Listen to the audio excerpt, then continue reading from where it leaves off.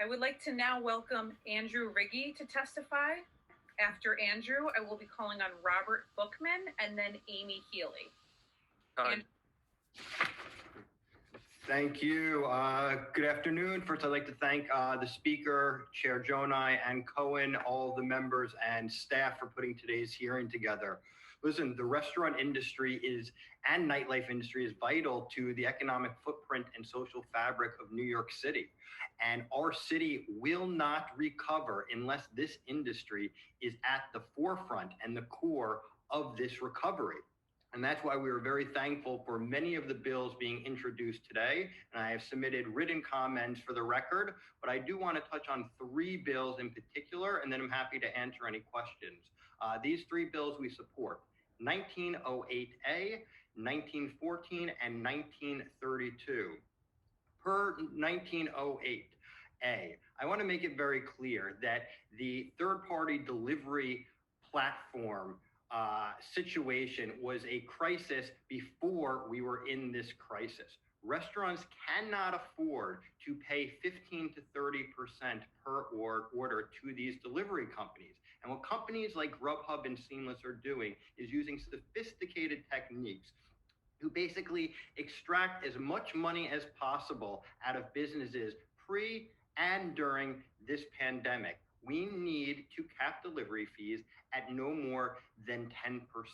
I can answer some of the members' questions earlier, but there are sophisticated works that here at play. Restaurants cannot afford to not be on applications like Grubhub Seamless when some reports say they own between 60 to 70% of the marketplace. They also own ownership of the customer data. So a restaurant can't say, I'm not paying these fees and I'm going to leave, because then they're going to lose all of their customers. And there's a lot more at play. But when government has used their authority to shut down restaurants, they must use that same authority to cap the fees, both during the crisis, for the long-term recovery, and in the future. On 1916, sidewalk cafes are going to be extraordinarily important for the survival of our local restaurants. Frankly, we are going to have to re-envision how we use public safe streets and public areas to support our local businesses. And one thing we can do is waive these fees throughout the remainder of the year. It will bring much needed support. It will also help generate sales for these businesses, which will then generate sales tax and create activity on our streets, which we desperately will need to get back to a sense of whatever the new normal will be. Finally, 1932. Businesses are in crisis, and they are going to lose their livelihood. They are also laying off all of their employees. It would just be absolutely tragic if now people are not only losing their businesses, but then they are losing their own personal assets. We're not failing because we're not running our businesses properly. Government has required us to shut down. We never anticipated this when we entered into these lease agreements. We cannot now take away people's personal livelihoods and their assets because they are unable to pay their rent because of a pandemic, because government is shutting us down. So I know I'm at time, and I'll leave it there. As I mentioned, I did submit comments, but we truly, truly appreciate the council's support of our small businesses, our restaurants, our bars and nightclubs. These are our small businesses, the backbone of our community. And we need it not only for our economy, but for New Yorkers and our visitors to get back to some sense of normalcy. And we will not do that if we are not at the core of the recovery. So I want to thank you all again for your leadership here, and I'm happy to answer any questions. Thank you, Andrew. I see Councilor Rivera had a question. Councilor Rivera? Hi, thank you so much for being here, and congrats on your appointment to the governor's board. Thank you for what you said about the bill. You know, this is it's not an amendment to a contract, it's a temporary suspension. And contract law does allow for broad changes based on emergency situations. And I think this is certainly an emergency. We are in crisis. So Andrew, I wanted to ask you, and thank you for your testimony, how many of your members have been impacted by personal liability clauses during COVID-19, more or less? And how many do you expect to face this? You know, that's a good question. I don't have the data. I can tell you thousands of restaurant, bars, and clubs throughout the city are being impacted. The challenge is we don't know when we're going to be able to reopen lawfully, but then once we can start reopening, if it'll be a reduced occupancy, and then what consumer purchasing behavior is going to be. Will we have enough sales to sustain those businesses? So immediately, we've heard some stories where there's been great relationships between the small businesses and the landlords. But we've heard some, as I think you mentioned earlier, where there's, been some threats or there hasn't been as good of communication. So the longer that these closures go on and the uncertainty of what the business environment will be moving forward leads me to believe that there will be more and more businesses or business people whose personal livelihoods and assets are at risk. So I don't have an exact number, but I have to imagine with 25,000 eating and drinking establishments in the 5 boroughs, we're talking about numbers in the thousands, since the vast majority of them are not generating any revenue and they're unable to pay their rent. So, and just my second question is, do you have any recommendations for what owners should do now to make sure they're ready and prepared in case a landlord attempts to follow through on a personal liability cause? And then what else should the city and state be doing to support your members? Sure. Thank you. So, one, and it's tough to say go hire a lawyer because people don't have money. So I know that the Department of Small Business Services and the commissioner had mentioned some of the resources that they are offering. I'd highly suggest businesses do reach out to them if they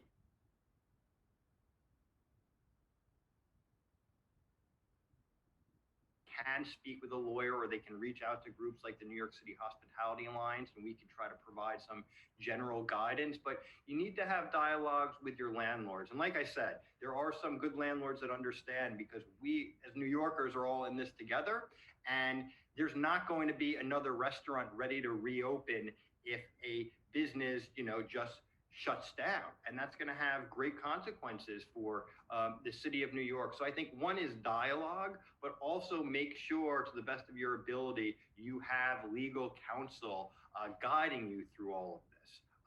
And again, I understand that's not easy, but that's one of the challenges that we're facing here. As far as what can the city and state do, it is going to have to be a comprehensive save restaurant and save nightlife plan. We are going to have to look at everything from issues like capping fees and waiving sidewalk cafe fee, or capping delivery fees and waiving sidewalk cafe fees. We're gonna have to look at utilizing public space, like I said to you. We're also gonna have to look at a lot of other policies throughout time. I think there's going to be some immediate needs that may have to come from the federal government, amending the Paycheck Protection Program, which was mentioned earlier. How do we get business interruption insurance claims paid out to businesses right away? We've heard from restaurants that want to be able to add a clearly disclosed charge to menu prices in a way to help generate additional revenue, to keep their doors open and to keep people employed. So I think, again, we are going to need to look at every single angle possible and work together to get it done, because there's not going to be one policy that's happening that's going to be a save-all. But certainly many of the bills today, including yours, the package of many of the delivery-related bills, those would take a great step, and they'd also be symbolic in showing the local business community that our elected leaders are not just saying we need to support you, but they're taking bold action to do so, and doing it quickly, because every minute we waste, we're losing more businesses and more jobs.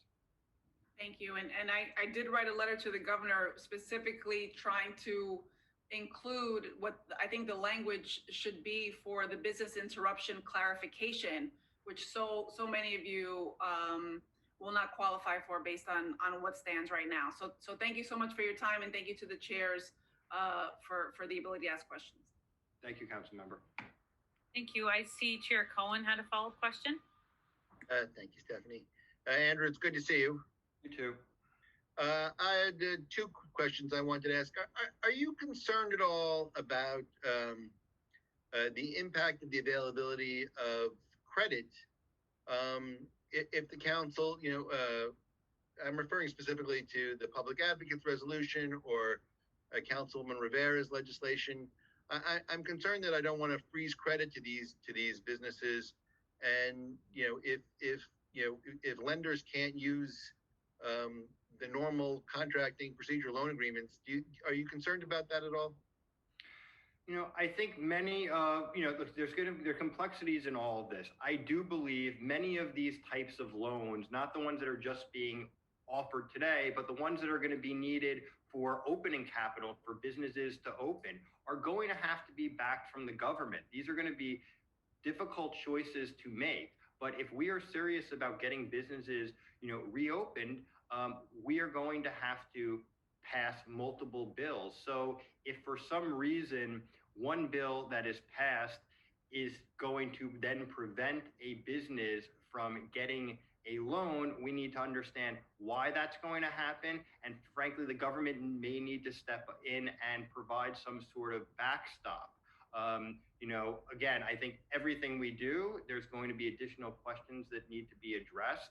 But these bills are critical for people, again, not to lose their personal livelihoods, not just their professional.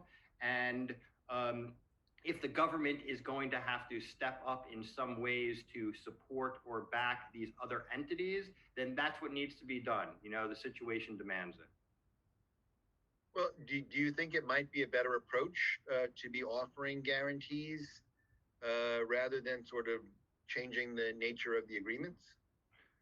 Well, I think you could suspend it immediately, pass this legislation, and then quickly move to figure out how you can provide those funds or that type of support. I'd imagine, and that's kind of, I guess, more of your work than mine, that may be a little bit more complicated, longer term discussion than immediately prohibiting, the enforcement of the personal liability provisions. And related to the apps, I'm cautious only about changing the nature of contractual relationships. And I guess I don't know if it was your testimony or someone else's that these apps, that there were problems sort of structurally with these apps and the restaurant industry before the COVID crisis. I'm not sure what, it's a different constituency. When I have an individual tenant who comes to me and says that, that they're having problems with their landlord, you see the real strong differential in bargaining power. But, you have business owners who are, I think, not the least sophisticated members of our society that, it takes a lot to open a business in New York. How do you think we got here in terms of how these apps the situation got so destructive? Yeah, well, good question. Try to answer as quickly as possible. But listen, the world is changing and it's changing fast. Technology has changed the way that we interact and we make purchases. Grubhub, Seamless in particular, well, Seamless was the original New York City business, was able to capture a lot of the market share early on. They were also able to capture a lot of the corporate business, where in the past, an accounting firm had a house account at 12 different neighborhood restaurants where their employees could order, lunch from or dinner from if they were working late, and they'd have to tally them up at the end of the month. Seamless and Grubhub kind of came in and said, well, we'll handle all of that. And they basically lock in that business.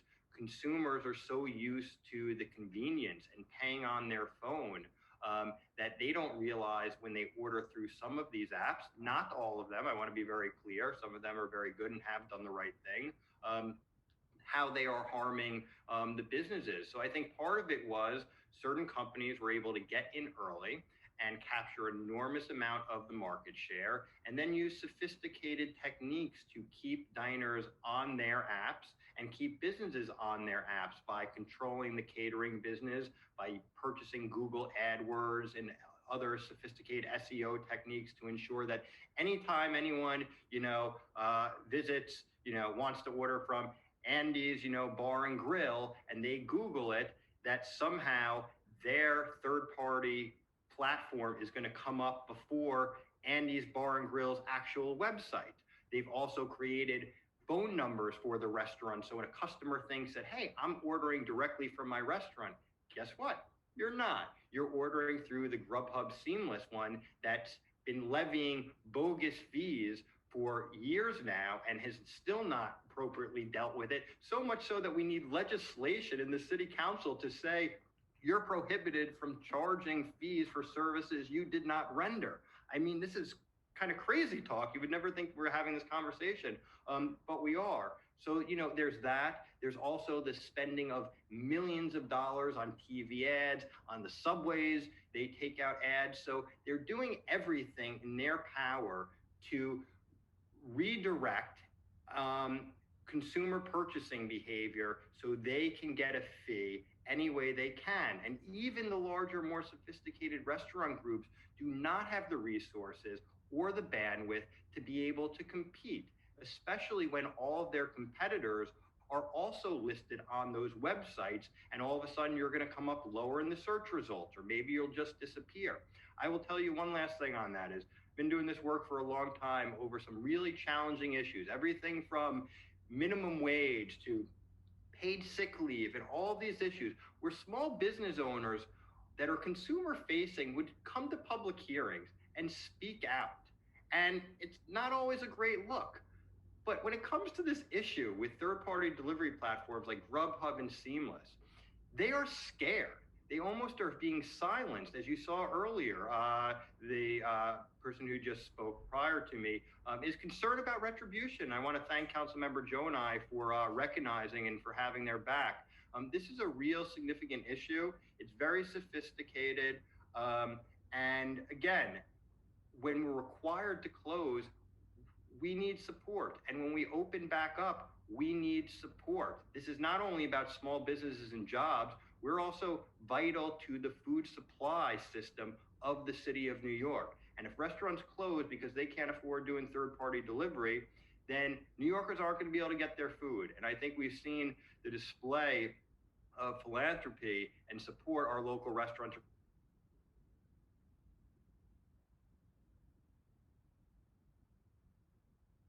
providing our hero work cell. So what we're asking is, these were important bills before the crisis, they are vitally important during, and they will be just as much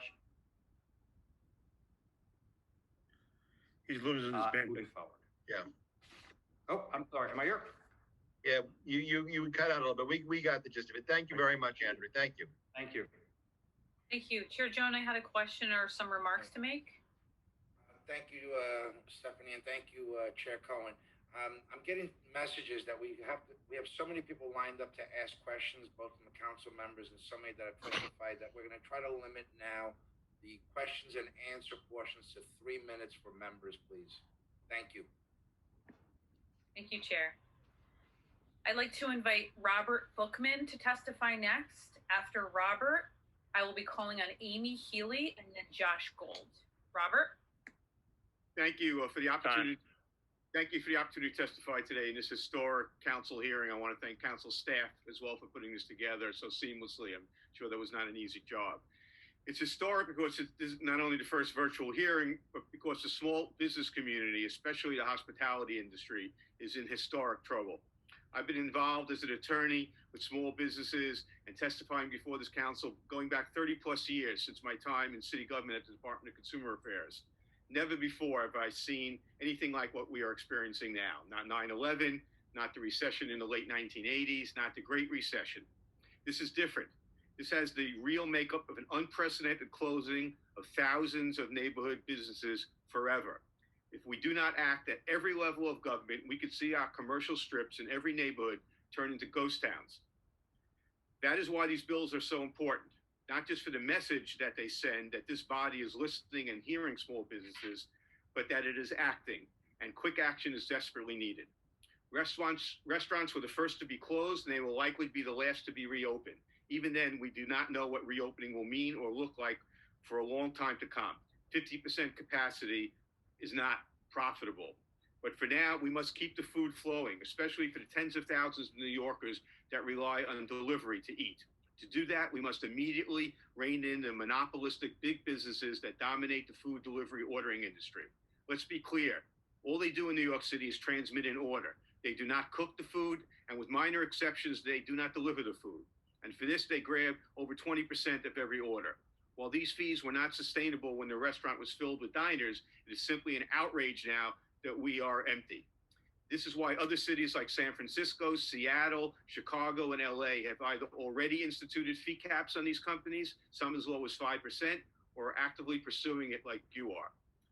Restaurants will not and cannot continue with this vital public service if these fees remain in effect. Food delivery will simply dry up, forcing elderly and sick New Yorkers to wait in long lines to get food. And New Yorkers have the right to know that these charges, which the platform contract forced to be hidden from them. Pass these package of bills immediately. Then there are the personal guarantees on commercial leases. Nothing is keeping small business owners awake at night more than this, what we call in the industry good guy guarantees. Typically, leases require that the business owner personally guarantee the rent as long as the business is in possession of the premises. It is designed properly to prevent someone from operating while not paying the rent. But no one ever contemplated this situation where we are technically in possession, but the government says we cannot operate or only minimally operate. For a landlord under these circumstances to file civil action against the small business owner's personal assets, their life savings, their house, is simply unconscionable and cannot be allowed to happen. Time. May rent is coming due and business owners are deciding, should they give the keys back and permanently go out of business or risk another month of personal liability? You must act now. And wrapping up, finally, a simple bill in relation to sidewalk cafe fees. Thousands of restaurants owe the city rental fees for sidewalk cafe space that they cannot legally use. It is only fair that these fees, some of which were paid already, be waived for 2020. Unlike what the commissioner said, where there are 70 categories, this is different. In this category, it's not just a license fee. The city is the landlord. And if we're asking private landlords to step up, the city needs to step up as the landlord of this commercial space and say, we are forgiving rent on our commercial space for 2020. As Andrew said, small businesses are not just the lifeblood of our neighborhoods. They're not just huge employers. They're not just the reason why companies come to New York to do business. They are also why artists of all types can make a living here while pursuing their art, their music, their acting, and their writing. There is no recovery for New York City without our restaurants and our small businesses. Thank you. Happy to answer any questions. Thank you for your testimony, Robert. Next up, we will be calling Amy Healy, then Josh Gold, and then Max Reddick. Amy? Thank you, Robert.